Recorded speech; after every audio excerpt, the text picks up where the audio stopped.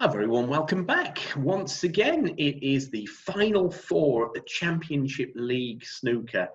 And it's myself, Naz Premji, and Ian McCulloch guiding you through the final four. And let's be honest, it's not the final four that everyone expected, because we have Stuart Bingham, Ryan Day, Ben Wollaston, and Luca Brecel, or Brecel, if you prefer, taking on the final challenge in Milton Keynes. First of all, Mac, all four players have done remarkably well to get through very, very difficult opening groups and very difficult sort of latter stage groups to get to this stage. But, you know, at the beginning of the tournament, people were probably thinking Neil Robertson, Judd Trump, Ronnie O'Sullivan. Absolutely, it just shows you this format as well has been absolutely phenomenal for the upset. Yeah, it makes it more interesting, I think, doesn't it? Rather than just having your Ronnies and your Judds through all the time. But if you look at those final four now, two for me have really earned the place in that group, and two have sort of like fell into that group, to be honest. Stuart Bingham played absolutely phenomenal the other night against O'Sullivan on, I think it was Monday night, something like Tuesday night. Put Ronnie bang under the cosh from the start. Made Ronnie miss a few. Everybody, Ronnie misses a black off the spot he's just missed, but Stuart put him bang under pressure. Did what he had to do. Absolutely sailed through that group. He was fantastic. Ryan Day yesterday, again, fantastic. Got a new cue. I haven't seen Ryan Day play as well as that for 18 months, 2 years. He beat Judd Trump first match 3-0. He made 100 break first port, really classy ton. And the real piece of resistance for me was the clearance he made to win 3-0.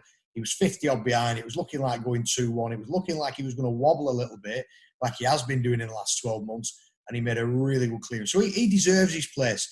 The other two, Luca Brecel, or however you want to pronounce it, and Ben Wollaston.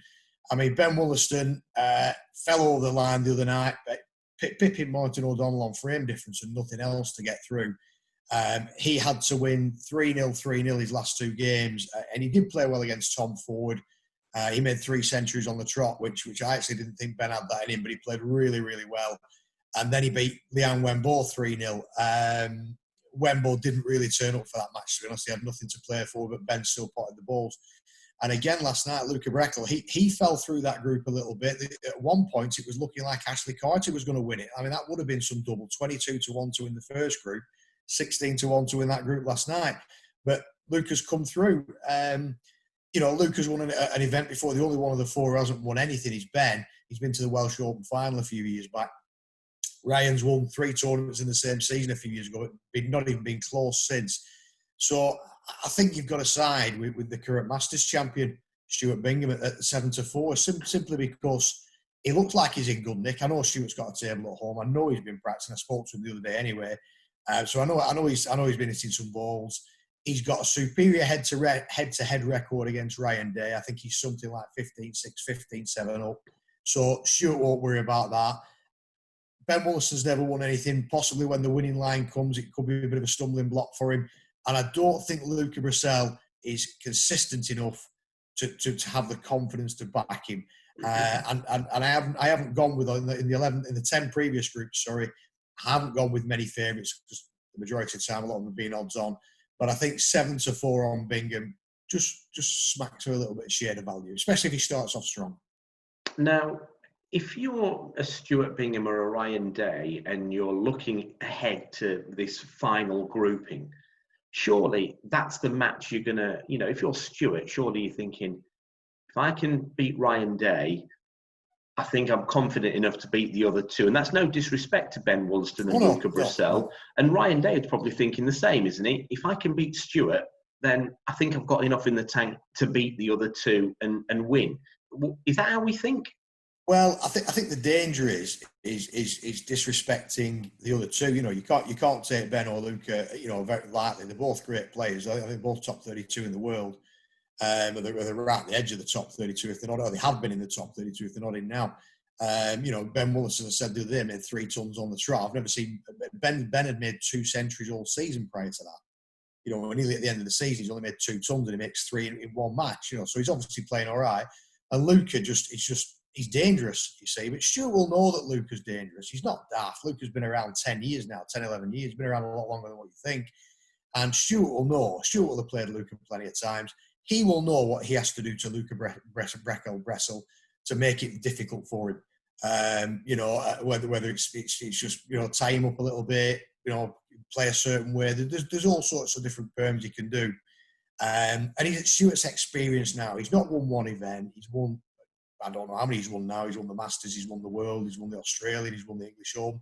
He's won plenty of events. He's won the Welsh Open. So he's experienced them. And it's not like he's coming in and going, I've never been here before. He will have looked at each player and gone, I know what I've got to do against him. I know what I've got to do against him. I know what I've got to do against him. And that's why I'm favouring Stuart. Ryan's been off the radar a little bit for 18 months. So it'll be a big day for him. I'm not saying he can't win it. Again, Luca, I think it must be 3 years ago now since he won one of the China tournaments. He's been off the radar, dropped out the top 32. And I say, Ben, this will be, with the exclusion of the Welsh Open a few years ago, this is the closest Ben's come to winning anything. This format could actually suit Ben, because if everybody starts drawing and Ben nicks a win, he could quite easily win it. But I think you've got to look at the experience factor, and Bingham has the most experience in this situation, and that's why I'm going for him. And to be fair, for a player of his calibre, 7-4 actually is a pretty nice price in this final grouping. In fact, actually, I've just seen, looking at the prices, there's a little bit of 2-1 knocking about. If you're getting 2-1 on Stuart Bingham, that smacks of a little bit of value, doesn't it? Well, you're getting a tryer. Stuart will roll over and give up. Stuart can't roll over. It's not in his nature. He's won too much and won too. He won a close World Final against Sean Murphy. That tells you he doesn't give up. He won a close Masters final in January against Ali Carter. That tells you he doesn't give up. He was behind in that final again. I think he won 5 or 6 frames on the trot to win the final, 4 frames on the trot. So he isn't going to give up. And that experience is massive. And it all depends how they start. If they win that first game, you're on a massive high, aren't you? You think, well, I've got 3 points in the bag. If I get one more win out of 2, I've got 6. I've got a great chance of winning it. And I say that I think experience is key today, because no matter how good you are, when you get to that final day and you've got a chance of winning something, experience is massive. Well, there you go. We've gone through the entirety of the tournament. It's been an absolute pleasure. The pick for the final 4 is Stuart Bingham around the 7-4. If you do a bit of shopping around, you may get a little bit of 2-1 as well. We are, of course, advocating that you do gamble responsibly. And me and him will be back, fingers crossed, for the Tour Championship, which is coming up in just a few weeks' time. Enjoy the final, and good luck wherever you're having a bet on the Championship League Final 4.